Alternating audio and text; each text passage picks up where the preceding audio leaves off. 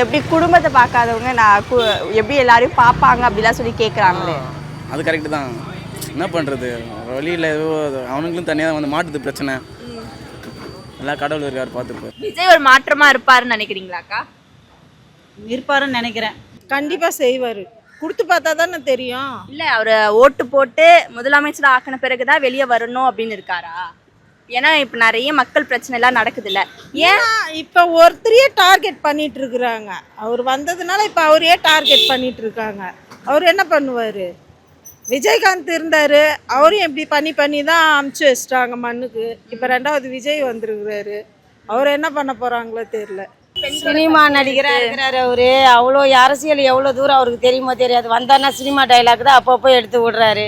நம்ம எப்படி கொண்டு வரணும், எப்படி வாழணும் அதை தான் அவர் கற்றுக்கணுமே தவிர யாரையோ பற்றி பேசுகிறாரு அவர். அதனால தேவையே இல்லையா அவருக்கு.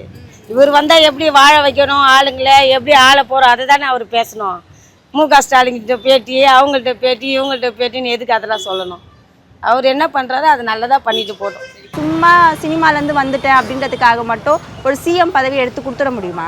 இல்லை கொடுக்க முடியாது தான். சொல்கிறாரு, நிறையா சொல்கிறாரு. இப்போ தானே வந்திருக்காரு, எல்லாத்தையும் சொல்கிறாரு இந்த மாதிரி பண்ணுறலாம் சொல்லிட்டு. பார்த்தேன் அவனுக்கு கடைசி ஒரு 2 மாதத்தில் 5000 ரூபா போட்டானுங்க. என்ன பண்ண போகிறானுங்க? அந்த 1000 ரூபா போட்டு இது மாதிரிலாம் போடவே இல்லை. இப்போ தான் போட்டு ஏதோ பெருசாக பீத்திக்கிறானுங்க.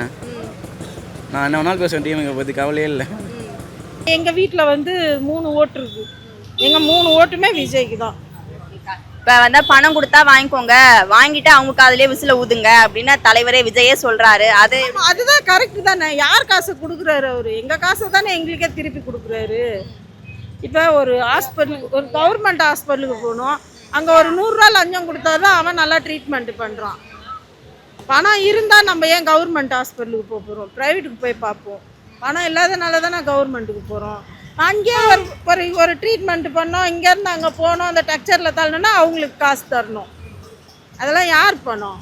இப்போ அந்த மாதிரி சம்பவம் நடக்கிறதுக்கு நம்ம விஜயை மட்டும் குறை சொல்லாமல் மக்கள் மேலேயும் தப்பு இருக்குன்னு சொல்கிறீங்க. கண்டிப்பாம்மா. நம்ம உடம்பு எனக்கு வந்து இப்போ உடம்பு சரியில்லைன்னா நம்ம உடம்பை மிஞ்சி நம்ம போய் பார்க்கக்கூடாது. நம்ம உடம்பை பார்த்துக்க நம்ம தான் வீட்டில் இருக்கணும். நம்ம டிவியில் பார்த்துக்கலாம், வேறு ஒன்றும் கிடையாது. அவர் பேசுறது நல்லா டிவியில் நம்ம தெளிவாக பேசுகிறாரு, நம்மளுக்கும் புரியுது அவர் பேசுறது கொள்வது. நேரில் தான் போய் பார்க்கணுன்னு கிடையாது.